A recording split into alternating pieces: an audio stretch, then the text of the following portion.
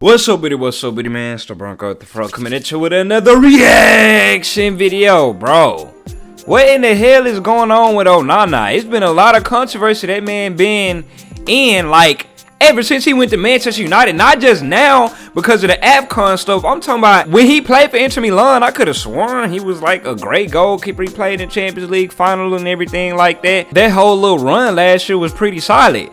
But ever since this man transferred to Manchester United, it seemed like his career done hit a whole 180 turn, bro. Is it the club? Is it United who ruined this man? Maybe it's just certain clubs that just have a knack for ruining players like United and Chelsea type shit. And then we have the AFCON drama. He chose his club over his country and say he go join Cameroon a little bit late because I want to play this last game with United. It was an important game. I forgot who that was playing. And he let up like about 3 goals or something like that. It was a high goal scoring game. So it's like, bro, you might as well should have went over there to play with your country. He went to play with his country, still getting scored on. Put his ass on a bench, didn't even put him in a lineup. I say, oh, nah, really? And then Cameroon made the round of 16 and he is still sitting on the bench. And then they ended up catching the L to Nigeria 2-0. And now he's back with the club, Man United, in present day. My boy Raymar Football. How bad is Andre Onana really? Let's see where it go down. Let's learn something. Imagine being from one of the most prestigious youth academies in history and playing on the biggest stage of club football. Just hold on, he was in prestigious youth academy. Oh, he was in Barcelona Academy. Playing on the biggest stage of club football just last season as one of the most important pieces on the squad, to suddenly moving to Manchester United and having this happen to you. They ruined his career. Boom. I told you, a lot of bloopers. Okay, before you say anything, technically this wasn't his fault. Dalot was the one with a terrible pass that resulted in the lob, because when your defenders have the ball like that, they shouldn't be losing it. But still, he was kind of way off his line, I know. However, this would only be the beginning, and snowballing into what seems to be an ever-increasing list of mistakes, with Onana at times legitimately looking like it's his first time behind goal. Yes, it's really? Here we are again, talking about another Manchester United player. What I tell you, it's Manchester United, bro. It's the club's ruin them. It's all about that mental fortitude, bro. That mental, it's all about confidence. Something happened where they go to United. Maybe it's the pressure since United is the biggest club in the Premier League.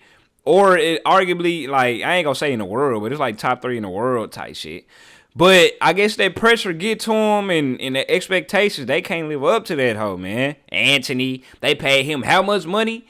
Slab head, Manchester United player. Because honestly, right now, it's a club that's truly becoming known as the place where careers come to die. I know being a goalkeeper definitely is not easy. Being very difficult both mentally and physically, but especially more so when you're playing with a club as messy as Manchester United. But if you were in a coma last year and just suddenly woke up, you'd probably look at Andre Onana and think there's no way in hell that this is the same goalkeeper. Because he's seemingly gone from a keeper with genuinely insane reaction time to now one that looks like he can't even move his feet, making Onana the most talked about goalkeeper in the world, and not for a good reason. And he got Kobe number on his back, bro. Got that number 24 on. Rest in peace to Kobe, his daughter, and all the rest of those passengers that was on that plane. The anniversary of his death was on the 26th. That was like 2 days ago, man. Rest in peace, my boy Kobe Bang. I mean, one of the biggest memes in club football. And to be fair, he hasn't exactly been amazing quality. Since the beginning of the season, week after week, it seems he's been making mistake after mistake. It's that ugly ass, especially as someone who isn't a Man United fan, why the hell did they sign him instead of keeping uniform. David De Gea? The same David De Gea that won 2 Premier League Golden Gloves, 4 Man United Players Player of the Year awards, and 4 Matt Busby Player of the Year award. Because David De Gea was fumbling too.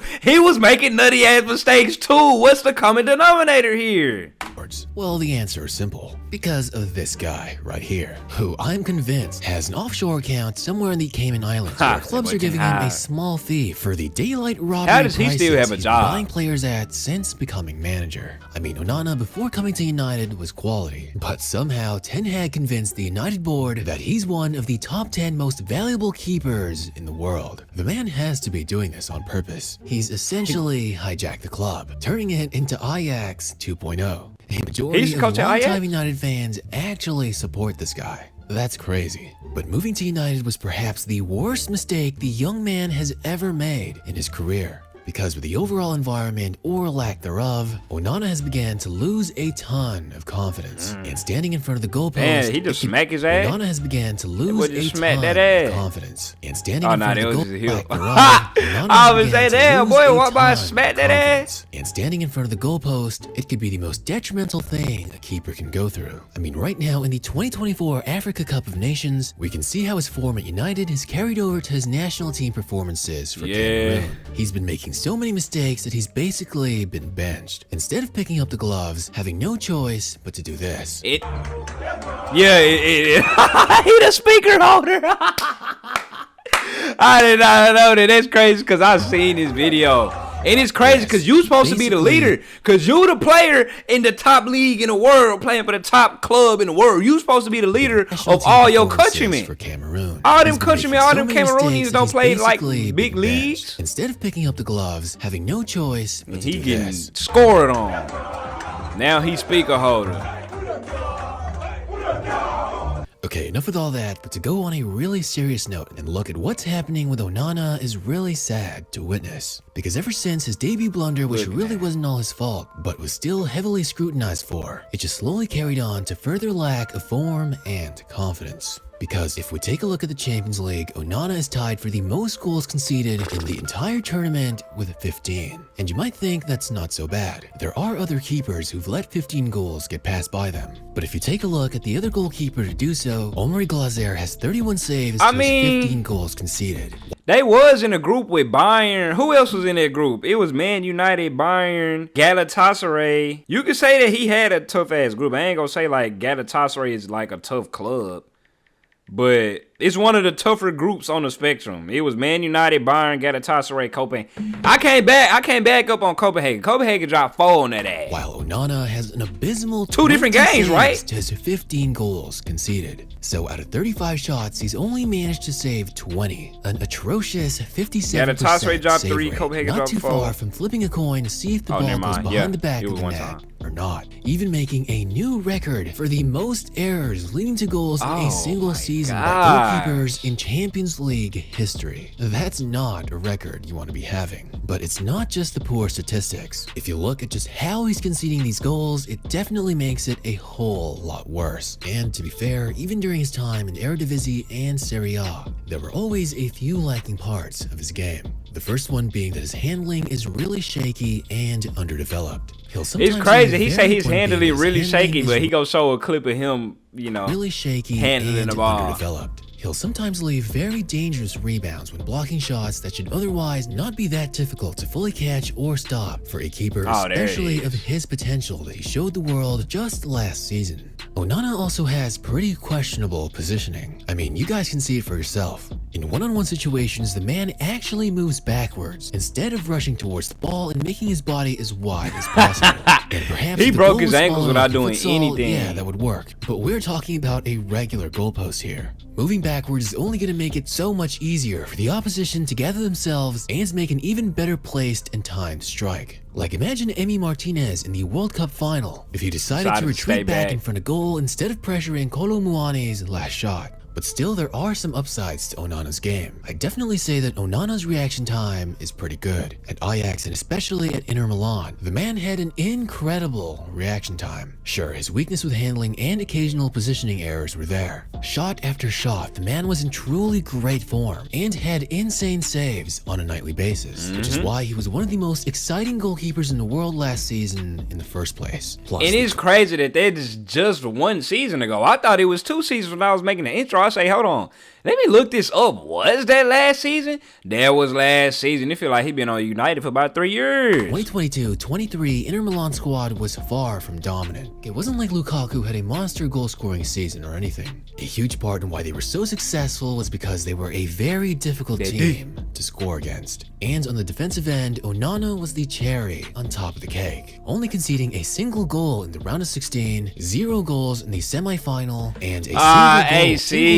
goal. Milan. Well, I guess y'all the regular Milan. Boy, y'all disappointed me with this damn result. Napoli, I was disappointed in y'all for losing to AC Milan. And AC Milan, I was disappointed for y'all for getting y'all ass shut out. Bro, both legs. Rafael Leao was out there looking fraudulent. In the semi-final and a single goal in the final against an overwhelming Man City squad. But that brings me to another interesting part of Onana's style that on the one hand does make him very unique, but also works as a double-edged sword because Onana is a very aggressive keeper in terms of coming off his line. The man regularly steps out of the box to help build up play and is well known for his confidence on the ball and range of passing. Especially when he was playing in Ajax under Ten Hag, Onana was basically like a defensive midfielder, because he moves so high up to act as an extra pass or to distribute the ball, which to be fair he's pretty good at doing but is incredibly risky. And he is a pretty gifted long passer, sometimes with his goal kicks almost being like direct He said passes. He ain't grow up wanting to be a keeper. Even in the 2022 World Cup, Onana had more touches on the ball outside of the box than any other goalkeeper in World Cup history since the stats started being recorded in 1966. So yeah, I'm sure you can see how that might be a little risky. And of course, because of that, he's highly susceptible to getting lobbed or getting pressed, making a mistake, losing the ball, and look at him not paying attention. Not keep your to head on the swivel. I feel like if you're a goalkeeper and you step outside the box, bro, your main priority should be, you feel me, head on the swivel, making sure nobody behind you. And the team made some hoes too for not yelling. They're like, hey, behind you, type shit. I mean, it's hard to be comfortable with a goalkeeper dribbling that much, especially when they're much better at passing and distributing than they are with dribbling, like in the case of Onana. But I guess that risky, possession-obsessed playstyle is exactly what Big Brain Ten Hag is going for. Because what he really wants to do is essentially forget about playing defensively and instead focus everything into keeping possession. Because why defend if you can just keep the ball, right? But in all seriousness, to dumb it down as much as possible, Onana is basically the perfect keeper for his vision because he can basically play as an extra passing option for even more possession. That's what's but up. The problem is he doesn't have the lineup of a prime 2010 to 2012 Spain. And last year, Onana was able to be so confident because Inter Milan's defense was very strong. But with Man United, he just keeps getting scored on, which leads to further lack of confidence, which leads to more mistakes and more memes and, well, you get the point. This is honestly kind of reminding me of Loris Karius and how he really started to lose his goalkeeping form after those huge Champions League final blunders. But in this case, instead of one big match, for Onana it seems to be that every other match something bad happens. And for goalkeepers, the lack of confidence can truly be their downfall. Plus, with his performances in the Africa Cup of Nations this year, it looks like it's only continuing even further. I ain't even seen these clips after Liverpool, and I'm afraid if Onana can't get back into good form or find some confidence and just keeps getting scored on, the same thing might very well happen to him. Overall, moving to Man United and reuniting with his former manager was probably the worst thing he could have done for his career, as he's now in the worst form he's ever been. So Ten Hag was at Ajax. I ain't know Onana was at Ajax either, so that makes sense why he reached his hand out to go get that boy, since he was familiar with him. But I do hope the man can get back into form, because like we saw a year ago, at his best he can truly be a goalkeeper to rely on. But there is some slight positive note. At least in the Premier League, Onana is 5th in overall saves and 3rd in overall clean sheets. So I can only hope he can find more confidence slowly. Okay, now 3rd in clean sheets is good, but 5th in overall saves, ain't there like a slight on the defense for letting boys get shots on targets and stuff like that? 5th in overall saves. Like, look, the Sheffield dude is #1. Like, I ain't even ever heard of bro. What's his name? Onana is 5th. Wade Fotheringham. You feel me? Burnley, Sheffield 1, Burnley 2, Luton Town 3, because they back line so ass, a lot of people go have a lot of shots. A lot of shots means a lot of saves. In overall saves you can't and fool 3rd me. in overall clean sheets. So I can only hope this is impressive. Overall slowly clean through domestic competition. Because despite the memes, it doesn't feel good seeing a goalkeeper go from being as good as he was last year to someone who's almost unrecognizable this year. Listen, we're in this together. We win together, we lose together. Clean sheet is for all of us. Yeah. So when we concede goals, the responsible is Andre Onana. My teammates, they are working hard, and if they have to punch me, what game was this after? They have to punch me because I'm the goalkeeper. But what do you guys think of Onana? Let me know in the comments if the memes are justified or if it's really just Man United and Ten Hag style overall that are truly cursing this man. I feel like Ten Hag and the style done cursed this man. The boy career done took it like I said, a whole 180 and a dip down dive, because like I say, that boy was cold last year. I remember seeing it during the little whole Champions League run, bro. Who the hell that goalkeeper? That's when I first heard about Onana. But now with the United, same with Anthony, he fell off. Jadon Sancho fell off. Cristiano fell off his little second stint. David De Gea fell off. Yeah. Shout out to that boy Right Football. How bad is Andre Onana? Really sad case to see. I'm out.